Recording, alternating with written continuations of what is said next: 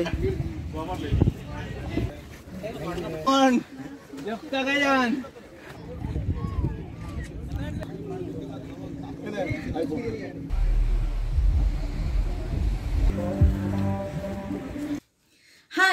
সবাই কেমন আছো? Welcome back to my channel Pritha's daily diary. তো আমি চলে এসেছি আমার গোয়া ব্লগের নেক্সট পার্ট নিয়ে। তো এই পার্টে আমি তোমাদের সাথে শেয়ার করব আগোটা ফোর্ট আমরা কীরকম কী ঘুরলাম, ওখানকার ডিটেলস কীরকম কী এন্ট্রি ফি সব কিছু, আর তার সাথে বাগা বিচটা আমরা এক্সপ্লোর করেছিলাম সকালবেলা। তো আমার সাথে থাকো, দেখতে থাকো পৃথাস ডেইলি ডায়েরি। আর আমার চ্যানেলটা কিন্তু সাবস্ক্রাইব করতে কেউ ভুলো না, তার সাথে লাইক কমেন্ট আর শেয়ারটা কিন্তু করতেই হবে, আর তার সাথে রিভিউ দিও যে আমার চ্যানেলটা তোমাদের কেমন লাগছে। তাহলে আর দেরি না করে ঝটপট যাওয়া যাক। আর আমার আগের গোয়া ব্লগের সবকটা পার্টের লিঙ্ক কিন্তু আমার ডেসক্রিপশন বক্সে দেওয়া আছে। তাহলে চলো এবার ফোর্টের দিকে যাই। কালকে ভোর 4টের সময় ফেরার পরে এখন বাজে হচ্ছে গিয়ে 12:30। আজকে হচ্ছে 29 ডিসেম্বর। তো আজকে আমরা আপাতত যাচ্ছি বিচে, পুরো দিনটা বিচেই কাটাবো। এখন যাচ্ছি বাগা বিচের সকালবেলাটা এক্সপ্লোর করতে। তাহলে তোমরাও আমাদের সাথে চলো আর দেখো যে সকালবেলাটা কীরকমভাবে আমরা এনজয় করি। 29 ডিসেম্বর বলো আর যাই, গোয়ায় 12:30টার সময় বেরোতে কিন্তু জাস্ট জ্বলে পুড়ে খাক হয়ে গেছিলাম। কিন্তু ঠিক আছে, ঘুরতে এসেছি যখন এনজয় তো করতেই হবে। আর সকালবেলার গোয়া বিচ কিন্তু বাগা বিচ কিন্তু একদম আলাদা ফুরফুরে মতো।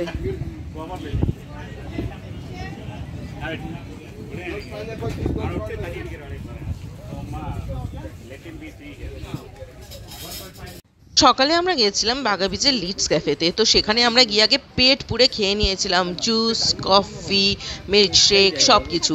দেখতেই পাচ্ছ আমি সেদিন বাঙালি ব্রেকফাস্টেই ছিলাম। লুচি, তরকারি, পরোটা, দই, আচার সব মিলিয়ে কিন্তু জম্পেশ ব্রেকফাস্ট আমি করে নিয়েছিলাম। শ্রমিক যদিও ইংলিশ ব্রেকফাস্টেই ছিল, ও নিয়েছিল চিকেন স্যান্ডউইচ, আর আমি কিন্তু কড়া করে দুধ চা খেয়ে পুরো ফ্রেশ হয়ে নিয়েছিলাম। যদিও এয়ারবিএনবিতে সব ব্যবস্থাই ছিল, কিন্তু সকালে উঠে আবার ব্রেকফাস্ট করা একদমই পসিবল ছিল না সারা রাত ওই সমস্ত হুড়ম দুরুম করে। তাহলে আর কি, এবার তোমাদের দেখাই আমরা সেদিন কী কী খেয়েছিলাম। অলরেডি তোমরা দেখতেই পেয়েছো যে ম্যাঙ্গো শেক ছিল, অরেঞ্জ জুস ছিল। আর এটা হচ্ছে গিয়ে শ্রমিকের ইংলিশ ব্রেকফাস্ট, যার মধ্যে ছিল baked beans, grilled potatoes, grilled tomato, mushroom, egg poach সব কিছুই কিন্তু ছিল, যদিও আমি এর ধার ধারিনি। আর তার সাথে ছিল চিকেন স্যালাড। আর লাস্টের যে খাবারটা ছিল সেটা স্পেশালি একটু এবার বলি। এটা ছিল গোয়ার একটা ফেমাস পক ডিশ, কিন্তু খেতে আমার একদমই ভালো লাগেনি। খাওয়া দাওয়া শেষ করে এবার তো একটু ফটোশ্যুটের পালা। তো চলে এলাম একেবারে বিচের ধারে। যদিও জাস্ট গরমে একেবারে ফিশ ফ্রাইয়ের মতো কালার হয়ে যাবে বলে জানতাম, কিন্তু যাই হোক মজা তো করতেই হবে। এবার আমরা রওনা দিলাম আগোটা ফোর্টের উদ্দেশ্যে। তো সেখানে গিয়ে আমরা অনেকটা টাইম কাটিয়েছিলাম। তো এবার আমি তোমাদের সাথে শেয়ার করব আগোটা ফোর্টটা কীরকম কী ছিল, ওখানের একটু অল্প স্বল্প হিস্ট্রি, আর ওখানে কীরকম কী আমরা মজা করলাম। তাহলে চলো আর দেরি না করে যাওয়া যাক। এখন আমি বলতেও পারছি না যে যাওয়ার সময় আমি চালাবো।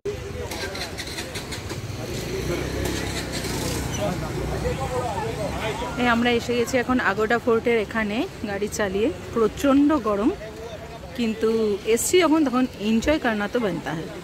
তো এই জ্বালাপোড়া মার্কা গরম থেকে একটু মুক্তি পাওয়ার জন্য আমরা চটপট করে খেয়ে নিলাম। দেখতে পাচ্ছ একটু কাঁচা আম, আর তার সাথে হচ্ছে গিয়ে কোল্ড ড্রিঙ্ক বা সোডা যাই বলো, ওই ঠান্ডা খেয়ে নিজেদের একটু তাজা করে নিলাম।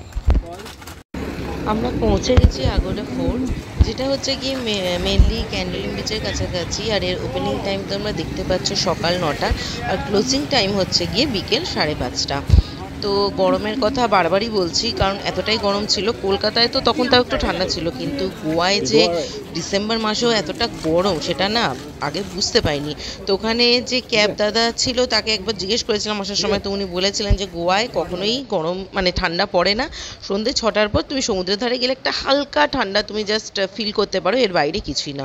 তো ব্যাস আমরা যাত্রা শুরু করলাম। জায়গাটা অনেক বড় ছিল, তো এর ব্যাপারে এবার তোমাদেরকে একটু বলে দিই।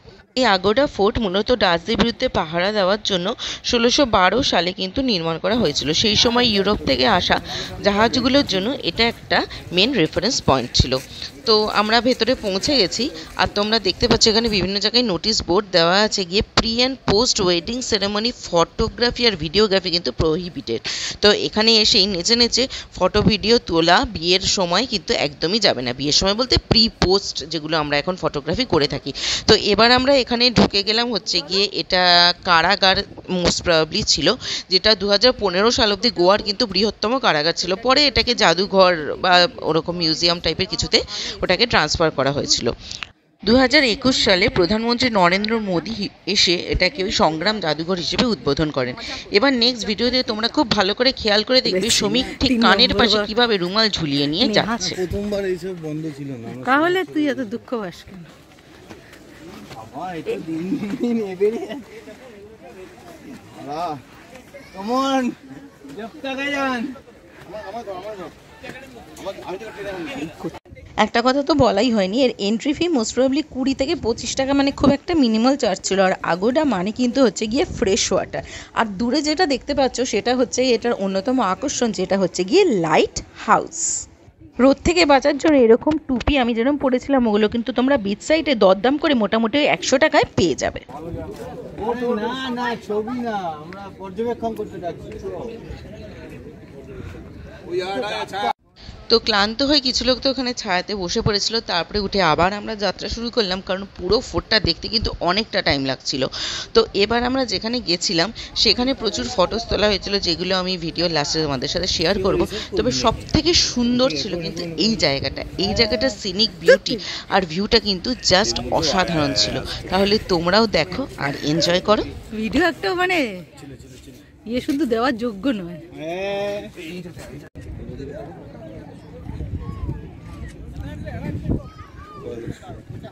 আর কি করবো ভিডিও হয়ে গেছে তো সব। তোর বউ বলছে ওটাতে উঠবে। কেন উঠেছে তো?